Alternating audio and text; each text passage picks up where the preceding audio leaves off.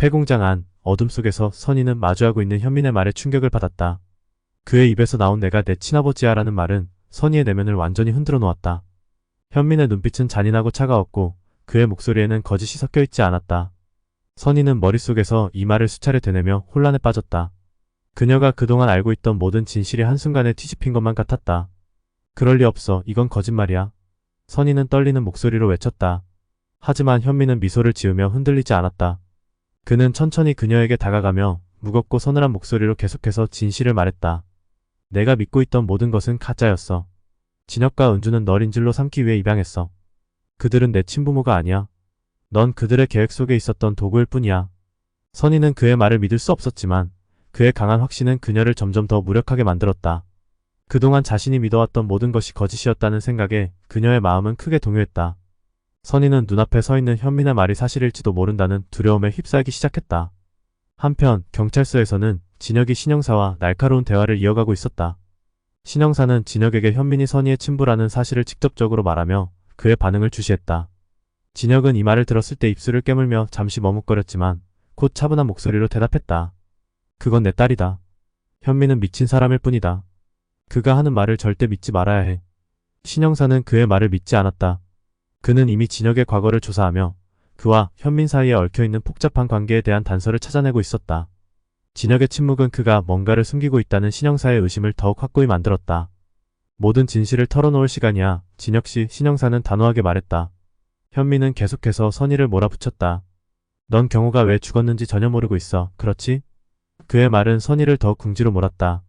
선희는 그 순간 기억 속에서 희미하게 떠오르는 장면을 마주했다. 그날 밤 피투성이가 된 경호의 시체와 함께 서 있던 자신의 모습이 점점 더 선명하게 다가왔다. 그녀는 그 충격적인 장면에 몸을 움츠리며 두려움에 떨었다. 그동안 잊고 있던 기억이 마치 어둠 속에서 깨어나 그녀를 짓누르고 있었다. 내가 경호를 죽였어, 선희야. 내가 그를 죽였다고. 현민의 차가운 목소리가 그녀의 귓가에 울렸다. 선희는 경호의 죽음에 대해 자신이 책임이 있다는 말을 들으며 혼란스러워졌고 그가 주장하는 진실을 부정하고 싶었지만 현민의 강한 주장에 그녀는 압도되고 말았다. 그 시각 신영사는 계속해서 진혁과 은주의 과거를 추적하고 있었다. 그는 은주가 경호와 연관되어 있다는 증거를 하나둘씩 찾아내고 있었다. 진혁과 은주는 경호의 죽음과 관련된 비밀을 오랜 시간 동안 숨겨왔지만 이제 그 진실이 서서히 드러나고 있었다. 신영사는 은주를 압박하며 말했다. 경호가 죽었을 때 당신이 그곳에 있었다는 증거가 나왔습니다. 더 이상 숨길 수는 없습니다. 이제 진실을 말해주세요. 은주는 당황한 듯 멈칫했지만 결국 신영사의 질문에 답을 하기 시작했다. 그녀는 더 이상 숨길 수 없다는 사실을 깨닫고 과거에 있었던 사건을 털어놓기 시작했다. 경호의 죽음은 단순한 사고가 아니었고 은주는 그날의 비밀을 지키기 위해 진혁과 함께 움직였다는 사실이 드러났다. 폐공장에서는 선희가 진혁의 전화를 받았다. 진혁은 딸을 구하기 위해 필사적으로 달려가고 있었다.